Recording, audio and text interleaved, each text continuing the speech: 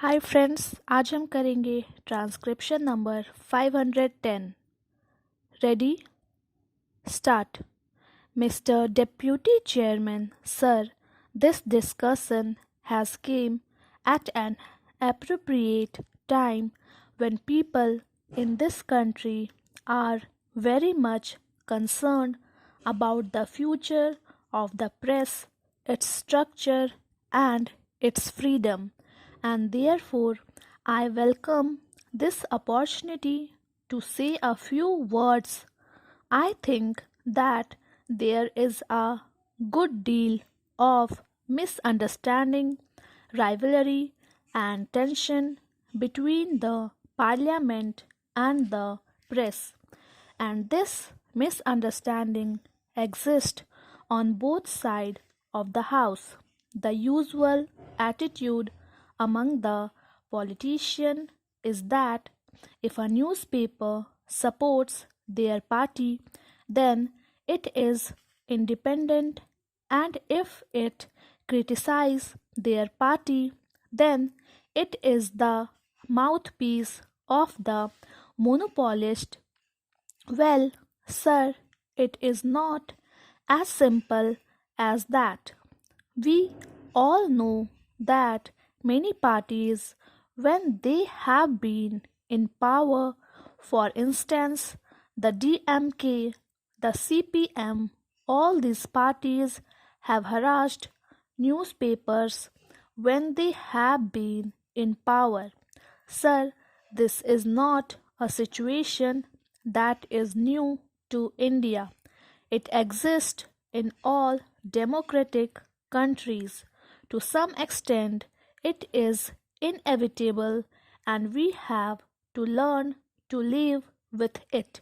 The tension and the rivalry arise mostly because some of the functions of press and the parliament overlap. Also, because the two institutions to great extent depend on each other, and this result in a certain amount of resentment. There is also the fact that the press has a function to be satiric of the government, a watchdog of the government, as well as of the political parties, and this is often misunderstood as hostility.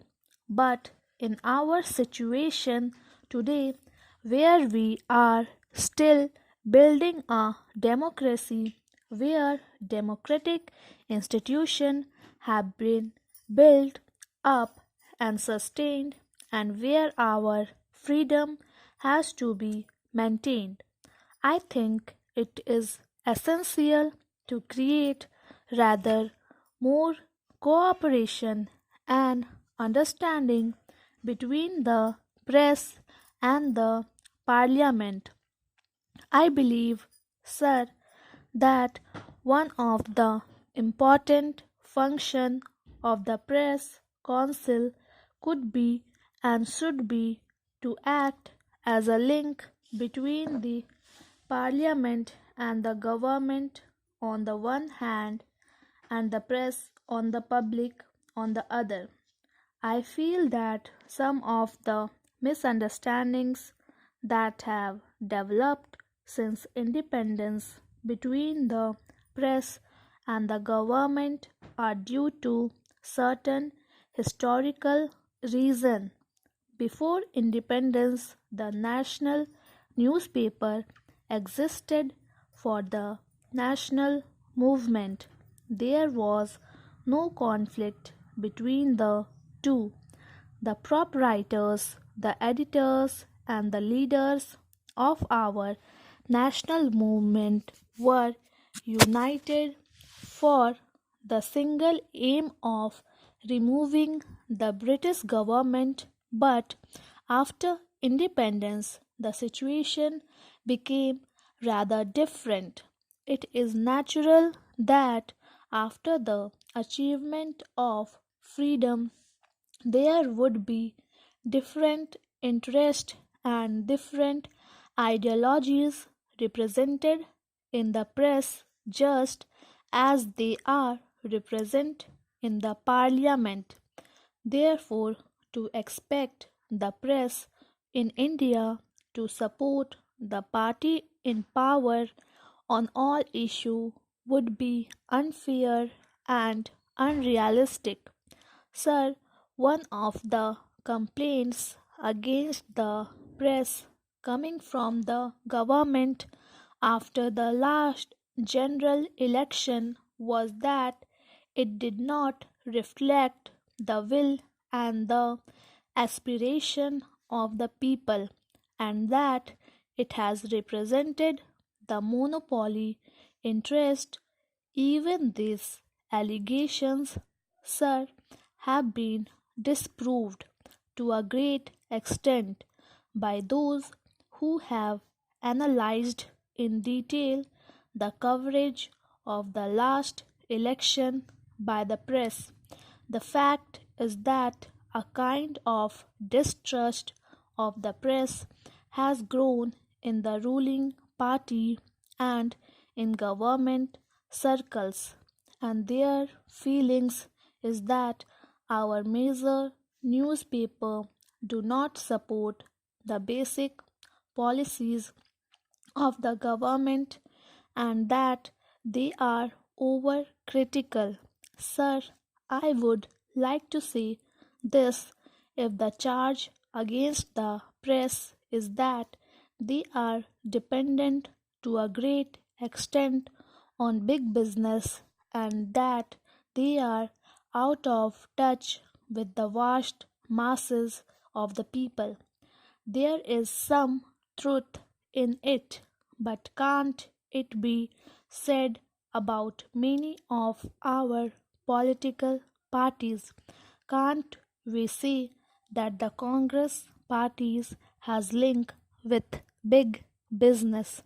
Who can deny that many of our parties often lack a touch with the masses? So, sir, the press on the whole reflect what happens around it, and its situation is very similar to that of the most of our political parties and of our political system. Sir, most journalists in this country would admit that there are many faults with the press today. One of the major faults which the members of the press have themselves repeatedly pointed out is that they are not in touch with the large rural areas in the country, and they tend to cater largely to urban middle class. But the situation can ultimately be remedied only when we have higher literacy and education and development of rural areas. Again, it must be considered that the freedom of the press today is inhibited by the fact that it is run by large business house and commercial, and the other interest often impinged on the freedom and integrity of the editor and journalist who work with him. So, we all agree that the freedom of the press should be strengthened. The government, the journalist, and the public are all agreed on this.